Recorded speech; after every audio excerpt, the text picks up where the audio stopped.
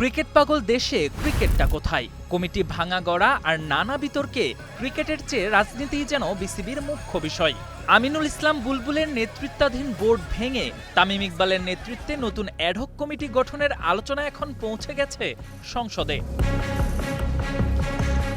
সালাউদ্দিন আহমেদের উত্থাপিত জুলাই গণ অভ্যুত্থান সুরক্ষা ও দায় নির্ধারণ বিল ২০২৬ আবেদনের প্রেক্ষিতে আপত্তি জানানোর সময় কুমিল্লা ৪ আসনের সংসদ সদস্য হাসনাত আব্দুল্লাহ বাংলাদেশ ক্রিকেট বোর্ডের নবগঠিত অ্যাডহক কমিটিকে কটাক্ষ করে বাপের দোয়া ক্রিকেট বোর্ড বলে মন্তব্য করেছেন।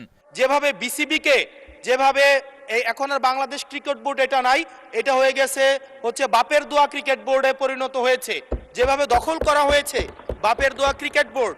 এবং হাসনাত আব্দুল্লাহর এমন মন্তব্যের জবাবে ক্রিকেট বোর্ডে অ্যাডহক কমিটি গঠনের যুক্তি দেখান স্বরাষ্ট্রমন্ত্রী।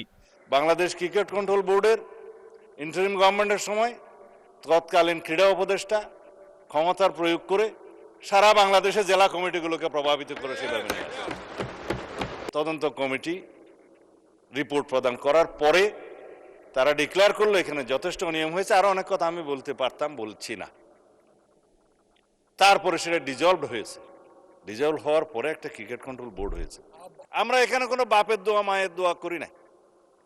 এখন এতদিন পর্যন্ত শুনতাম মায়ের দোয়া পরিবহন আছে, আজকে মাননীয় সদস্যের কল্যাণে দেখলাম বাপের দোয়া কমিটিও আছে। ঘটনা সেখানেই থামেনি।